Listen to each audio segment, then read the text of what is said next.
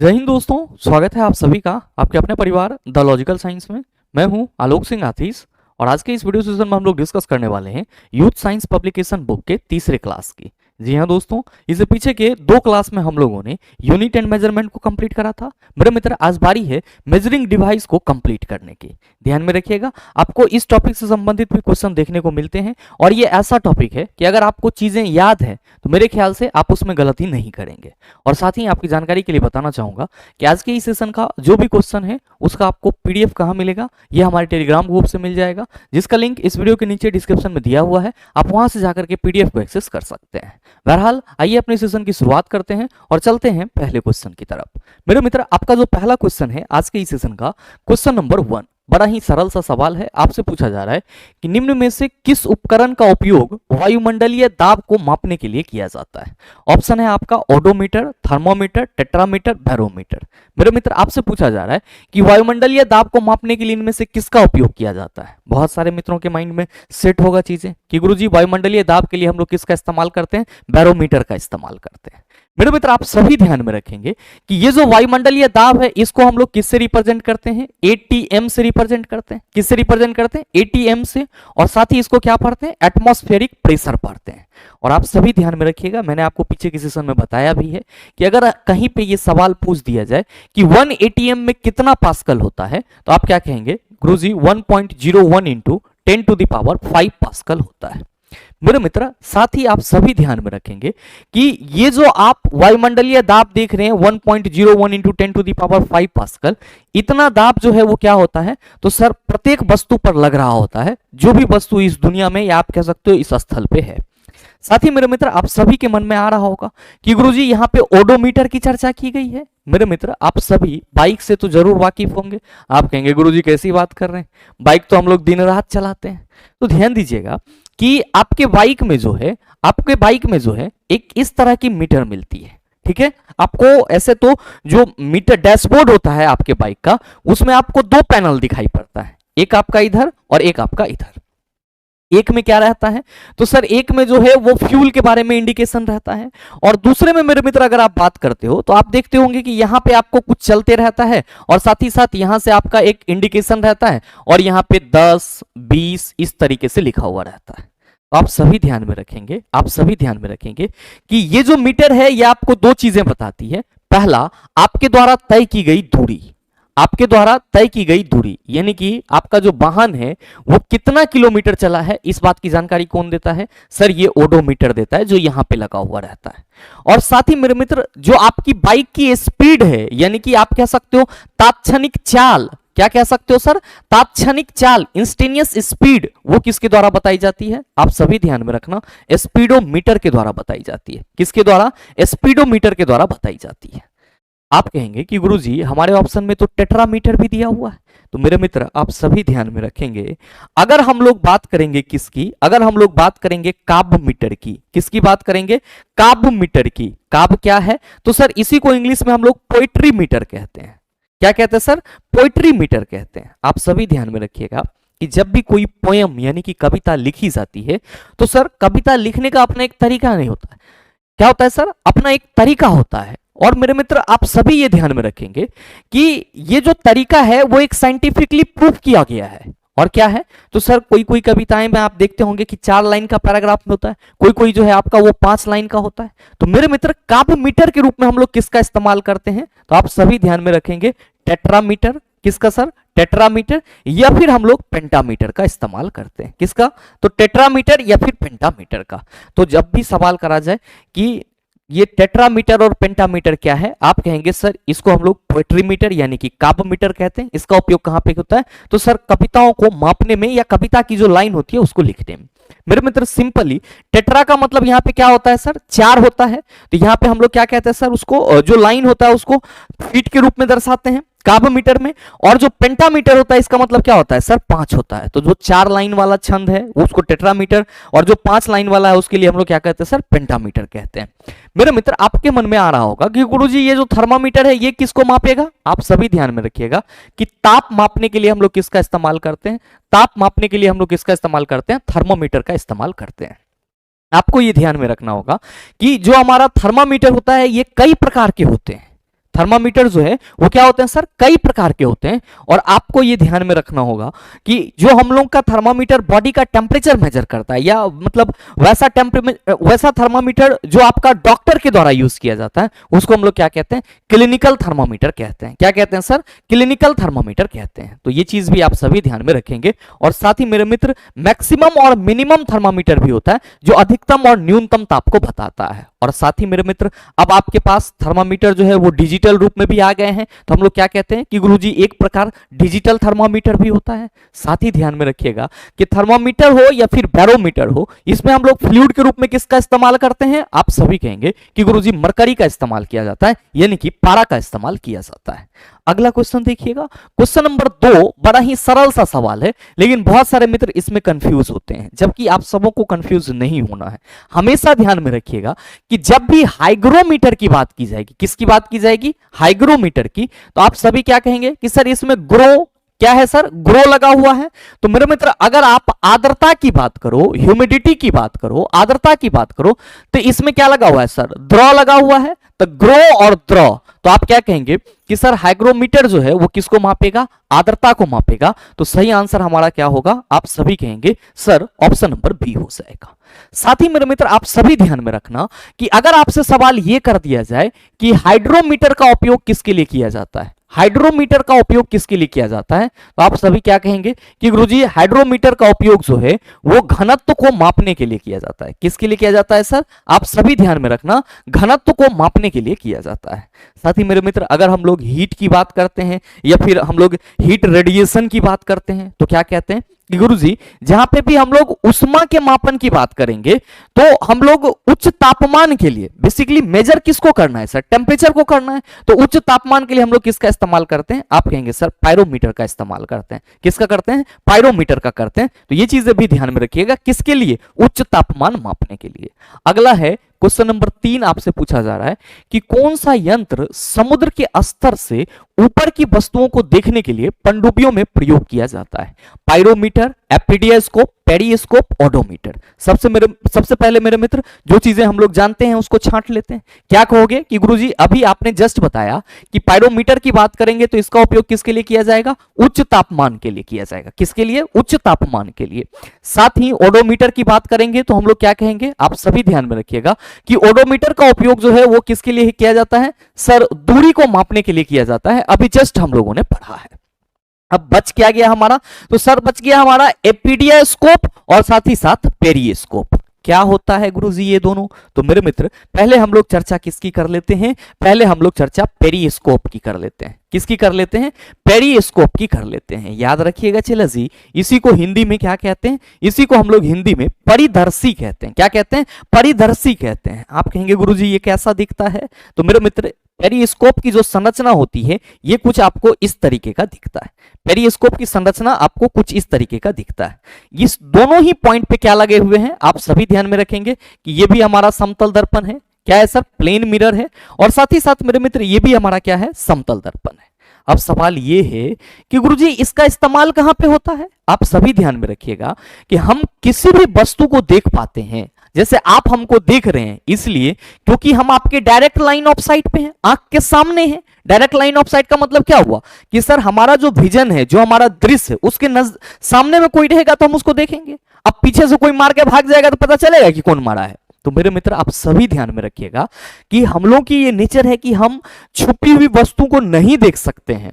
अगर हमको इस रूम में कोई मारने चला है तो हम ये नहीं देख सकते हैं रूम खोल करके कि सर जो रूम के बाहर है वो कितने आदमी है। लेकिन अगर हमारे पास पेरिस्कोप रहेगा तो हम कहीं से भी वेंटिलेशन लगाएंगे, वेंटिलेशन वगैरह से पेरिस्कोप का एक सिरा बाहर निकालेंगे और वहां से हम देख लेंगे कि कितने आदमी बाहर है। मतलब ये क्या हुआ सर कि सर वैसे ऑब्जेक्ट जो हमारे डायरेक्ट लाइन ऑफ साइट पे नहीं होती है, वैसे ऑब्जेक्ट जो हमारे डायरेक्ट लाइन ऑफ साइट पे नहीं होती है, उसको देखने के लिए हम लोग किसका इस्तेमाल करते हैं सर, इसी परिदर्शी यानी कि पेरिस्कोप का इस्तेमाल करते हैं। मेरे मित्र यहां पे कहा जा रहा है कि कौन सा यंत्र समुद्र के स्तर से ऊपर की वस्तुओं को देखने के लिए पनडुब्बियों में प्रयोग किया जाता है। आप सभी कहेंगे कि गुरुजी मान लेते हैं ये अगर हमारा समुद्र है, ये हमारा क्या है सर, समुद्र है, और इसमें कोई पनडुब्बी है और उसको समुद्र के ऊपरी सतह को देखना है, तो वो कैसे देखेगा। तो मेरे मित्र इसके लिए वो क्या रखे हुए रहता है अपने पास, तो सर अपने पास वो एक पेरिस्कोप रखे हुए रहता है। अगर पनडुब्बी में व्यक्ति यहां पे है तो सर वो पानी के ऊपर से यहां पे जो आपका मिरर लगा हुआ है वो इमेज बनाएगा, यहां पे जो भी ऑब्जेक्ट होगा, और वो इमेज आपका कहां पे आएगा, तो सर जी वो इमेज हमारा यहां पे आएगा और ये हमारे डायरेक्ट लाइन ऑफ साइट पे आएगा। मतलब ये हुआ कि जो सवाल करा जा रहा है कि कौन सा यंत्र समुद्र के स्तर से ऊपर की वस्तुओं को देखने के लिए पनडुब्बियों में प्रयोग किया जाता है, हम सभी कहेंगे गुरुजी पेरिस्कोप। क्या कहेंगे? पेरिस्कोप। आप कहेंगे कि सर ये एपिडियोस्कोप में एपिडियोस्कोप जो है ये किस चीज के लिए होता है? तो मेरे मित्र आप सभी ध्यान में रखेंगे कि एपिडियोस्कोप जो है वो क्या है, एक प्रकार का ऑप्टिकल प्रोजेक्टर है। क्या कहिएगा आप इसको? आप सभी याद रखेंगे कि ये हमारा एक प्रकार का ऑप्टिकल प्रोजेक्टर है। और साथ ही मेरे मित्र आप सभी ध्यान में रखना, आप सभी ध्यान में रखना कि जो आपका एपिडियोस्कोप है ये बेसिकली क्या करता है, तो आप सभी ध्यान में रखेंगे ये पर्दे पर पारदर्शी और अपारदर्शी दोनों प्रकार के वस्तुओं का क्या करता है सर, इमेज का निर्माण करता है। तो आप सभी ये चीज ध्यान में रखिएगा कि पेरिस्कोप जो है वो क्या है, एक प्रकार का ऑप्टिकल प्रोजेक्टर है। इसका कार्य क्या है, इसका कार्य क्या है, तो सर पर्दे पर पारदर्शी बोले तो ट्रांसपेरेंट, पारदर्शी बोले तो ट्रांसपेरेंट एवं अपारदर्शी बोले तो ओपेक वस्तु का क्या करना सर, प्रतिबिंब बनाना या वस्तु का चित्रण करना। प्रतिबिंब लिख लो या चित्रण लिख लो सर, दोनों चलेगा। तो मेरे मित्र जब भी बात की जाएगी पायरोमीटर, आप कहेंगे उच्च तापमान मापने के लिए इसका इस्तेमाल किया जाता है। एपिडियोस्कोप एक प्रकार का ऑप्टिकल प्रोजेक्टर है जिसका उपयोग पर्दे पर पारदर्शी और अपारदर्शी वस्तुओं के प्रतिबिंब को प्राप्त करने के लिए किया जाता है, जबकि ओडोमीटर दूरी को मापने के लिए, और पेरिस्कोप जो है वो सर किसी छिपी हुई वस्तुओं को देखने के लिए। ध्यान में रखिएगा इसका न सिर्फ पनडुब्बी में होता है बल्कि दुश्मन के बंकरों में भी होता है। जब जहां पे हमें क्या करना होता है सर, तो छुप करके दुश्मन को देखना होता है, तो वहां पर भी हम लोग पेरिस्कोप का इस्तेमाल करते हैं। अगला सवाल याद रखिएगा, क्या पूछा जा रहा है आपसे कि सूर्य को देखने के लिए किस यंत्र का प्रयोग किया जाता है? एस्ट्रोबोस्कोप, हेलियोस्कोप, टेलीस्कोप, सन मीटर। क्या होगा इसका आंसर? मेरे मित्र आप सभी याद रखेंगे कि अगर हम लोग बात करेंगे यहां पे किसकी, एस्ट्रोबोस्कोप की। किसकी बात करेंगे? एस्ट्रोबोस्कोप की। तो आप सभी ध्यान में रखिएगा, क्या कि जो सर फ्लाईव्हील होता है उसके आरपीएम को मेजर करने के लिए हम लोग किसका इस्तेमाल करते हैं? एस्ट्रोबोस्कोप का इस्तेमाल करते हैं। तो आप सभी कहेंगे क्या कि गुरुजी फ्लाईव्हील का आरपीएम मापने हेतु किसका इस्तेमाल किया जाएगा? आप कहेंगे स्ट्रोबोस्कोप का। बहुत सारे मित्र कहेंगे कि गुरुजी ये आरपीएम का फुल फॉर्म क्या होता है? मेरे मित्र इसका फुल फॉर्म होता है रिवॉल्यूशन पर मिनट। क्या होता है फुल फॉर्म? रिवॉल्यूशन पर मिनट। मेरे मित्र आप सभी कहेंगे कि गुरुजी यहां पे हेलियोस्कोप है, तो ये हेलियोस्कोप का इस्तेमाल कहां पे किया जाता है? आप सभी ध्यान में रखेंगे जब हम लोग सूर्य का ऑब्जर्वेशन करते हैं, बोले तो परीक्षण करते हैं, तो सर सूर्य का परीक्षण करेंगे तो क्या मिलेगा? तो सर सूर्य के सतह पे जो चीजें होगी वो हमें मिलेगा। तो मेरे मित्र सूर्य एवं सूर्य के सतह पर उपस्थित धब्बों का मतलब आप कह सकते हो स्टडी करने के लिए हम लोग किसका इस्तेमाल करते हैं? हेलियोस्कोप का इस्तेमाल करते हैं। तो जो सवाल कहा जा रहा है कि सूर्य को देखने के लिए किस यंत्र का प्रयोग किया जाता है, तो आप सभी क्या कहेंगे कि सर जब ऑब्जर्वेशन के लिए हेलियोस्कोप का उपयोग किया जाता है तो जाहिर सी बात है कि ऑब्जर्वेशन तभी होगा, निरीक्षण चेला के करो तभी करोगे जब सामने में जाकर के देख पाओगे। निरीक्षण करने का तो मतलब यही हुआ। तो सर जब हेलियोस्कोप सन का निरीक्षण करता है, ऑब्जर्वेशन करता है, तो जाहिर सी बात है कि ये देखेगा। तो जो सवाल करा जा रहा है कि सूर्य को देखने के लिए किस यंत्र का प्रयोग किया जाता है, आप कहेंगे सर हेलियोस्कोप का क्या किया जाता है? प्रयोग किया जाता है। और इसके द्वारा क्या किया जाता है? तो सर इसके द्वारा सन एवं सन स्पॉट यानी कि जो सूर्य पे दाग होती है सर या धब्बा होती है उसको देखने के लिए इसका इस्तेमाल किया जाता है। नेक्स्ट मेरे मित्र अगर हम लोग सन मीटर की बात करेंगे तो इसका कोई फिजिकल यूज हम लोग नहीं कहते हैं। टेलीस्कोप की बात करेंगे तो आप सभी ध्यान में रखिएगा इसका उपयोग हम लोग ऑब्जेक्ट को बड़ा देखने के लिए करते हैं। कहां पे करते हैं सर? तो सर जब कोई वस्तु दूर होती है तो दूर स्थित वस्तु को बड़ा देखने के लिए हम लोग किसका इस्तेमाल करते हैं? टेलीस्कोप का इस्तेमाल करते हैं। किसका इस्तेमाल करते हैं? टेलीस्कोप का इस्तेमाल करते हैं। तो आप सभी याद रखेंगे it is used for magnifying the view of distant object. मतलब क्या कि इसका उपयोग क्या है सर? दूर की वस्तुओं को, ये सिंपल लिख लो सर, दूर की वस्तुओं को देखने के लिए इसका इस्तेमाल किया जाता है। सिंपली क्या कहेंगे, magnified view of distant object. मेरे मित्र अगला सवाल देखिएगा क्या पूछा जा रहा है, बड़ा ही सरल सा, कि विभवांतर को मापने के लिए डैश उपकरण का उपयोग किया जाता है। क्या कहोगे गुरुजी, हम लोग कई साल से पढ़ते आ रहे हैं कि वोल्ट मीटर का इस्तेमाल विभवांतर को मापने के लिए किया जाता है, और अमीटर की बात की जा रही है तो हम सभी क्या कहेंगे कि गुरुजी इसका उपयोग जो है वो विद्युत धारा मापने के लिए किया जाता है।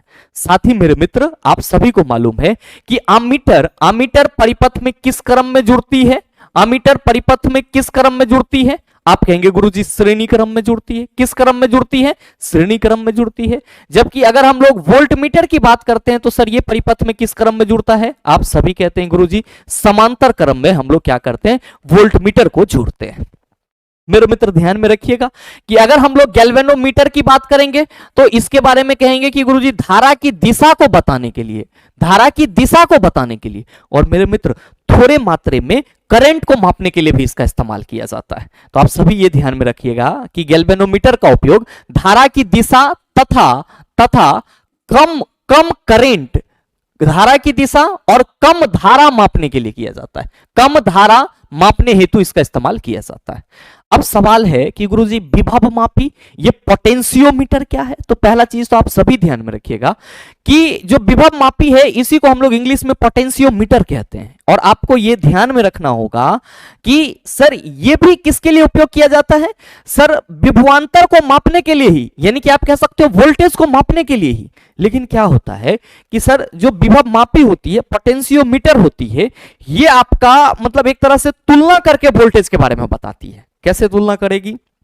तो सर किसी जाने हुए वोल्टेज से किसी अनजान वोल्टेज की तुलना करके जो वोल्टेज बताने वाला यंत्र है वो हमारा क्या कहलाता है? आप सभी याद रखना, विभव मापी यानी कि पोटेंशियोमीटर कहलाता है। तो मेरे मित्र आप क्या कहेंगे कि गुरुजी ये एक तुलनाकारी मापक यंत्र हो जाएगा, और ये क्या करेगा? तो सर जाने हुए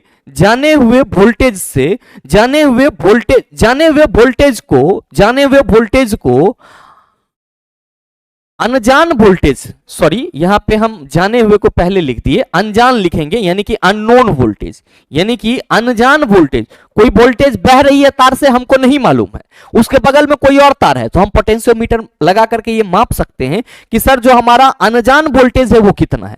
तो अनजान वोल्टेज को जाने हुए वोल्टेज से तुलना कर वोल्टेज मापता है। तुलना कर वोल्टेज क्या करता है सर? आप सभी ध्यान में रखना, मापता है। अगला सवाल देख लीजिएगा, क्वेश्चन नंबर 6 पूछा जा रहा है कि सर्किट में बिजली के प्रवाह का पता लगाने हेतु निम्नलिखित में से किस उपकरण का प्रयोग किया जाता है? बिजली के प्रवाह का पता लगाने के लिए। अब अभी जस्ट हमने क्या बताया कि सर बिजली का प्रवाह तो धारा कहलाएगा, और गैल्वेनोमीटर सर धारा की दिशा और कम मात्रा में धारा को भी बताएगा। और हमारे ऑप्शन में कहीं पे भी चिल्लासी अमीटर की चर्चा नहीं की गई है। तो आप कहेंगे गुरुजी अमीटर नहीं है तो क्या हुआ? गैल्वेनोमीटर है। सही आंसर क्या होगा? ऑप्शन नंबर ए होगा। तो ध्यान में रखिएगा, अगर आपसे सवाल पूछा जाए कि बिजली के प्रवाह का पता लगाने हेतु या फिर धारा की दिशा का पता लगाने हेतु, और आपके ऑप्शन में क्या रहे सर अमीटर ना रहे, तो आप गैल्वेनोमीटर को टिक करेंगे। लेकिन याद रहे कि गैल्वेनोमीटर कम ही मात्रा में धारा को मापती है, जबकि अमीटर का उपयोग हम लोग क्या करते हैं? तो आप सभी कहेंगे कि गुरुजी इसका उपयोग हम लोग संपूर्ण धारा को मापने के लिए करते हैं। और साथ ही साथ मेरे मित्र ध्यान में रखिएगा कि जो हमारा आदर्श अमीटर होता है उसका आंतरिक प्रतिरोध क्या होता है? शून्य होता है। क्या होता है सर? शून्य होता है। साथ ही मेरे मित्र आपकी इसी ऑप्शन में है एनीमोमीटर। तो ध्यान में रखिएगा कि हवा का वेग मापने के लिए हम लोग किसका इस्तेमाल करते हैं? आप सभी कहेंगे एनीमोमीटर का इस्तेमाल करते हैं। बैरोमीटर वायुमंडलीय दाब मापने के लिए, अभी जस्ट आप सबों ने देखा है। लेक्टोमीटर की बात करेंगे, आप सभी कहेंगे गुरुजी दूध की शुद्धता मापने के लिए हम लोग किसका इस्तेमाल करते हैं? लेक्टोमीटर का इस्तेमाल करते हैं। अगला सवाल है क्वेश्चन नंबर 7, एक शाफ्ट की आवर्तन गति को निर्धारित करने के लिए डैश का इस्तेमाल किया जाता है।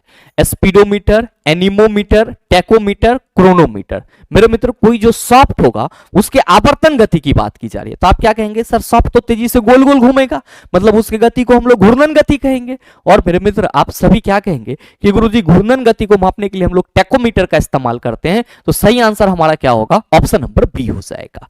आपके ऑप्शन में स्पीडोमीटर है, आप कहेंगे इंस्टेनियस स्पीड को बताएगा। एनेमोमीटर अभी जस्ट देखा है कि गुरुजी ये हवा के वेग को बताएगा। अब मेरे मित्र क्रोनोमीटर की चर्चा की गई है, तो आप सभी ध्यान में रखना, जलयान में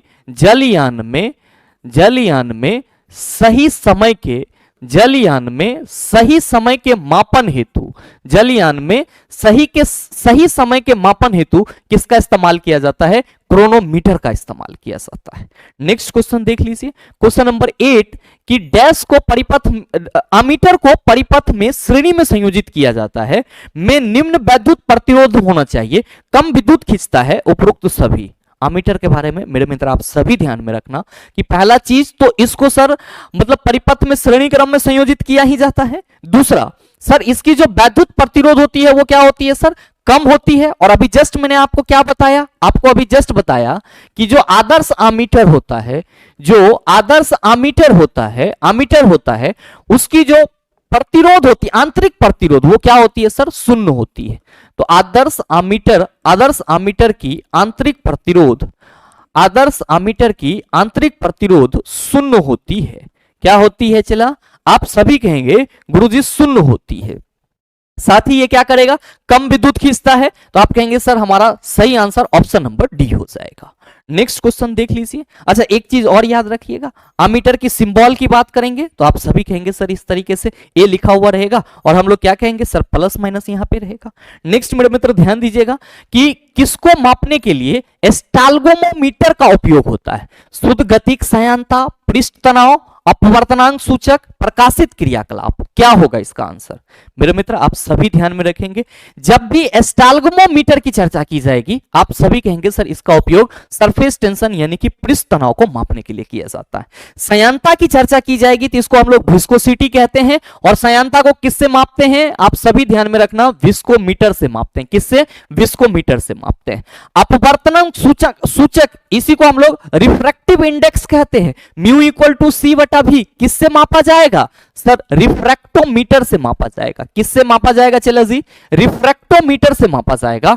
और मेरे मित्र प्रकाशित क्रियाकलाप, इसी को इंग्लिश में क्या कहेंगे हम लोग सर, इसको अगर इंग्लिश में कहेंगे तो ऑप्टिकल एक्टिविटी कहेंगे। ध्यान में रखिएगा, ये पब्लिश्ड एक्टिविटीज लिख दिया, ये गलत है मेरे मित्र, यहां पे ऑप्टिकल होगा। क्या होगा, ऑप्टिकल होगा। और प्रकाशित क्रियाकलाप जो होगा इसको हम लोग किससे मापते हैं सर, पोलैरीमीटर से मापते हैं। किससे मापते हैं, पोलैरीमीटर से मापते हैं। तो ये चीजें भी ध्यान में रखिएगा। नेक्स्ट सवाल क्वेश्चन नंबर 10, मेरे मित्र आप ना बना लीजिएगा, आप कहेंगे सर बिल्कुल बना लेंगे। पूछा जा रहा है कि ओडोमीटर एक ऐसा उपकरण है जिसका उपयोग गाड़ियों में डैश मापने के लिए किया जाता है। मेरे मित्र आपके कमेंट का इंतजार रहेगा, और ये क्वेश्चन आप सबों के लिए होमवर्क के रूप में छोड़ता हूं। अगला सवाल देख लीजिए, क्वेश्चन नंबर 11 कि निम्न में से कौन सा प्रवाही मापन उपकरण एक क्षेत्र मीटर है। तो मेरे मित्र आप सभी ध्यान में रखेंगे कि यहां पे जो वेंचुरी मीटर की बात की जा रही है, तो ये जो वेंचुरी मीटर होता है ये क्या होता है, तो सर अगर आप किसी पाइप में तरल के प्रभाव की दाब की बात करते हैं तो वो सर हम किससे पता करते हैं, आप सभी ध्यान में रखेंगे, वेंचुरी मीटर से पता करते हैं। मान लो कि इसमें हमारा ये कोई पाइप है और यहां पे ये हमारा तरल का दाब मापना है, तो हम कैसे पता करेंगे, तो सर इस पाइप में जो तरल का प्रवाह होगा, इस पाइप में जो तरल का प्रवाह होगा वो किससे मापा जाएगा, ध्यान में रखिएगा, वेंचुरी मीटर से मापा जाएगा। किससे मापा जाएगा, वेंचुरी मीटर से मापा जाएगा। और ध्यान में रखेंगे कि तरल प्रवाह का सिद्धांत में क्या कहता है कि सर जहां पे पाइप चिपटा हुआ रहता है वहां पे जो तरल का दाब होता है वो क्या होता है सर, कम होता है। साथ ही मेरे मित्र इससे तो तरल का प्रवाह हो रहा है, पाइप से तरल के प्रवाह को मापने के लिए हम लोग वेंचुरी मीटर का इस्तेमाल करेंगे, लेकिन मेरे मित्र यहां पे बात करी जा रही है कि कौन सा प्रवाही मापन उपकरण एक क्षेत्र मीटर है, एरिया मीटर के रूप में कौन कार्य करेगा। तो मेरे मित्र आप सभी ध्यान में रखना कि इस पाइप से तरल के प्रवाह के चलते जो तरल का वेग होगा वो एक्चुअली एरिया मीटर के द्वारा बताया जाएगा, और एरिया मीटर के रूप में यहां पे कौन कार्य करेगा, आप सभी कहेंगे सर पिटोट ट्यूब। तो सही आंसर ऑप्शन नंबर सी हो जाएगा। तो कभी कभी सवाल आपसे डिट्टो ऐसे पूछ लिया जाता है कि सर तरल प्रवाह का वेग तरल प्रवाह का वेग, तो आप सभी कहेंगे कि सर तरल प्रवाह का वेग पिटोट ट्यूब से क्या होगा सर, मापा जाता है। नेक्स्ट मेरे मित्र आप सभी ध्यान में रखना, पवन वेग मापी है, आप कहेंगे सर एनीमोमीटर का उपयोग किया जाएगा। रोटामीटर, तो आप कहेंगे सर घूर्णन गति में उपयोग किया जाएगा। नेक्स्ट देखेंगे सर क्वेश्चन नंबर 12 कि मल्टीमीटर में होता है। जैसे ही चला जी मल्टीमीटर की चर्चा की जाएगी तो आप सभी ध्यान में रखना, इसी को भोम भी कहते हैं। क्या कहते हैं चला, इसी को भोम भी कहते हैं। क्या होता है, तो सर इसका मतलब होता है volt ohm metre, volt ohm metre. अब आप कहेंगे गुरुजी ये इसका मतलब क्या हुआ, तो मेरे मित्र मल्टीमीटर वो डिवाइस होता है, मल्टीमीटर वो डिवाइस होता है जिसमें मेरे मित्र आपका वोल्ट मीटर भी लगा हुआ रहता है, साथ ही साथ ओम मीटर भी लगा हुआ रहता है, ओम मीटर भी लगा हुआ रहता है, और साथ ही साथ क्या होता है सर, आमीटर भी लगा हुआ रहता है। क्या लगा हुआ रहता है, आमीटर भी लगा हुआ रहता है, और इसीलिए हम लोग इसको शॉर्ट फॉर्म में क्या कहते हैं, भोम कहते हैं। क्या कहते हैं, भोम।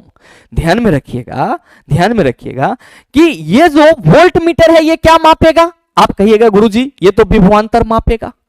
अब यहां पे ये जो ओम मीटर है ये क्या मापेगा, आप कहिएगा गुरुजी ये तो प्रतिरोध मापेगा। क्यों, क्योंकि प्रतिरोध का ही यूनिट क्या होता है, आप कहेंगे ओम। आमीटर, आप कहिएगा धारा। तो चला जी जब कोई मल्टीमीटर हमारा भोम होता है तो हम ये कहेंगे कि मल्टीमीटर में तीनों मीटर होगा, और अगर तीनों मीटर होगा तो सर मल्टीमीटर के द्वारा विभवांतर, प्रतिरोध और धारा ये तीनों मापा जाएगा।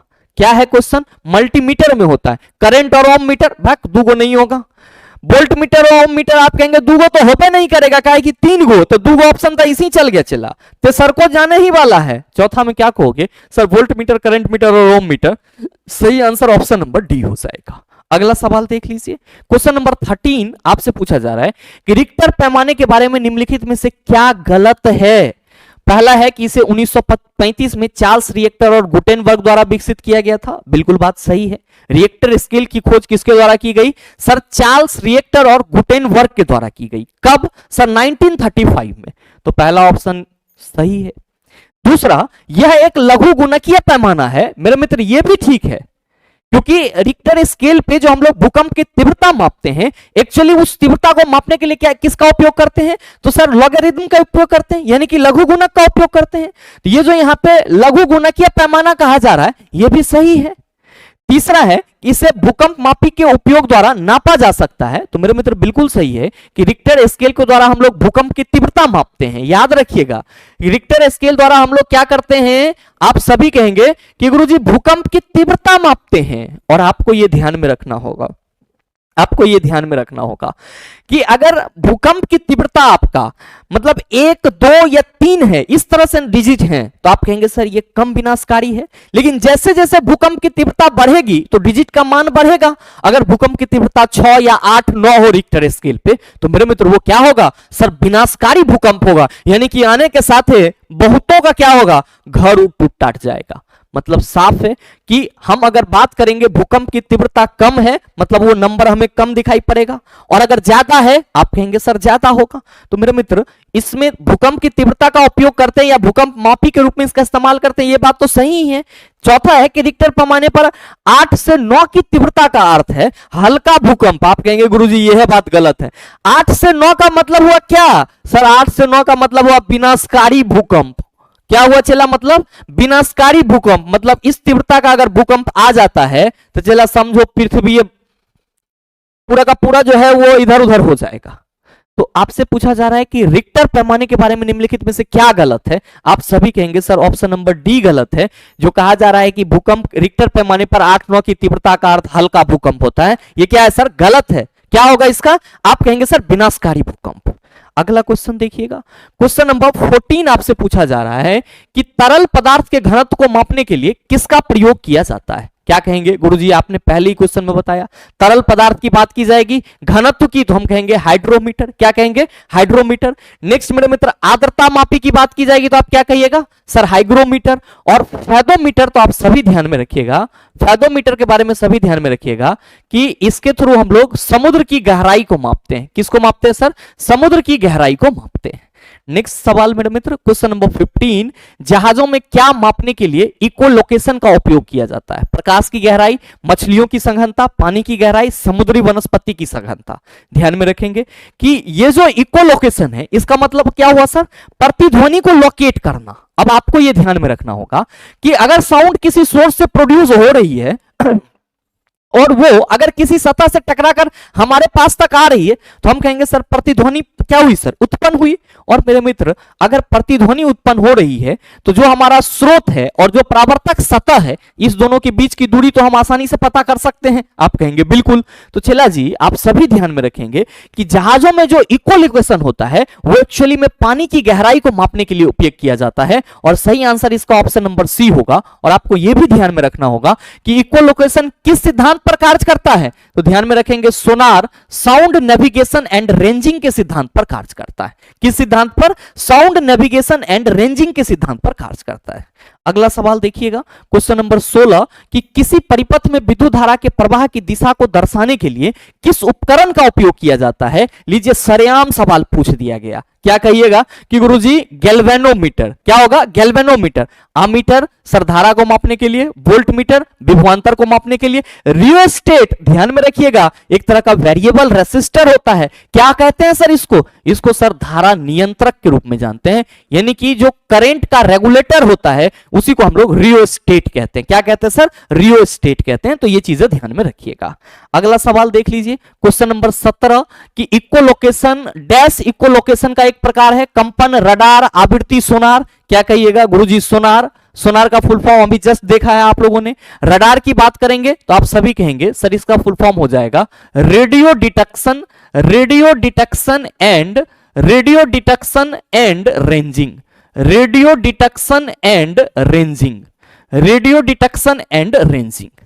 अगला सवाल सर क्वेश्चन नंबर 18, कि हवा की गति को मापने के लिए निम्नलिखित में से किस उपकरण का उपयोग किया जाएगा? आप कहेंगे एनीमोमीटर गुरुजी अभी जस्ट बताया है। बाकी के ऑप्शन आप सभी कहेंगे सर समझ रहे हैं। अगला सवाल देख लीजिए, क्वेश्चन नंबर 19, कि निम्नलिखित में से कौन सी झूठ का पता लगाने वाली मशीन है? Lie detector machine. मेरे मित्र पॉलीग्राफ क्या है? लाई डिटेक्टर मशीन है। जबकि मेरे मित्र टेकोमीटर आप कहेंगे घूर्णन गति के लिए, और टेलीस्कोप तो सर दूर की वस्तुओं को बड़ा देखने के लिए। और लास्ट सवाल आपसे पूछा जा रहा है कि भट्टियों जैसे अपेक्षाकृत उच्च तापमान मापने के लिए निम्नलिखित में से किस यंत्र का उपयोग किया जाता है? तो आप सभी ध्यान में रखेंगे जैसे ही उच्च तापमान की बात की जाएगी हम लोग क्या कहेंगे गुरुजी? पायरोमीटर का इस्तेमाल किया जाता है। किसका इस्तेमाल किया जाता है? पायरोमीटर का। और बाद बाकी मेरे मित्र अमीटर की बात करेंगे तो आप कहेंगे गुरुजी विद्युत धारा मापने के लिए हम लोग क्या करते हैं? इसका इस्तेमाल करते हैं। साथ ही मेरे मित्र ध्यान में रखिएगा अगर हम लोग बोलोमीटर की बात करेंगे तो बोलोमीटर का भी उपयोग हम लोग किसके लिए करते हैं? तो हीट और रेडिएशन को मेजर करने के लिए ही करते हैं। लेकिन यहां पे सवाल क्या हो जाता है मेरे मित्र? तो जब भी बोलोमीटर की बात करते हैं तो हम लोग कहते हैं कि गुरुजी बेसिकली इसका उपयोग इलेक्ट्रोमैग्नेटिक रेडिएशन के लिए हम लोग करते हैं। किसके लिए करते हैं? इलेक्ट्रोमैग्नेटिक रेडिएशन के लिए करते हैं। और साथ ही मेरे मित्र आप सभी की जानकारी के लिए बताना चाहूंगा कि अगर आप में से कोई भी छात्र आगामी रेलवे सभी परीक्षा के लिए जनरल साइंस को लाइव हमारे साथ पढ़ना चाहते हैं, थ्योरी प्लस न्यूमेरिकल दोनों, तो आप जुड़ सकते हैं हमारे साथ सर इस railway exam 2024 general science foundation live batch में। मेरे मित्र ये जो बैच है ये बैच आपका कब स्टार्ट हो रहा है? तो सर ये बैच 19 फरवरी से स्टार्ट हो रहा है। ठीक है, रजिस्ट्रेशन इसमें चालू है और ये आपको द लॉजिकल साइंस एप्लीकेशन पे मिल जाएगा। इसकी जो वैलिडिटी होगी वो कितनी होगी? तो सर इसकी वैलिडिटी 18 मंथ की होगी। कितनी होगी? 18 मंथ की होगी। और साथ ही अगर आप चाहते हैं कि सर सिर्फ और सिर्फ हम एएलपी एंड टेक्नीशियन की तैयारी करें और सीबीटी 1 और सीबीटी 2 दोनों के लिए, तो ALP and tech combo batch recorded session में आ सकते हैं, जहां पे मेरे मित्र आपको साइंस और basic science and engineering drawing की क्या होगी? तो सर सभी क्लासेज आपको रिकॉर्डेड मिलेगी। इसकी वैलिडिटी 2 साल की होगी और ये भी कहां मिलेगा? Sir the logical science application पे। साथ ही अगर आप चाहते हैं कि हम सर सिर्फ और सिर्फ basic science and engineering drawing पढ़ना चाहते हैं आपके साथ, बीएससीडी पढ़ना चाहते हैं, क्योंकि मेरिट तो इसी से बनना है, 40 मार्क्स सर इससे पूछे जाएंगे, तो मेरे मित्र आप इसमें भी जुड़ सकते हैं। ये हमारा न्यू बैच है। ध्यान दीजिएगा कि ये भी आपका क्या होगा? तो ध्यान में रखेंगे कि ये भी हमारा रिकॉर्डेड होगा। मेरे मित्र किसी भी बैच से संबंधित किसी भी तरह की जानकारी के लिए आप 90 65970477 पे कॉल या व्हाट्सएप कर सकते हैं अगर आपको बैच से संबंधित कोई जानकारी लेनी है तो।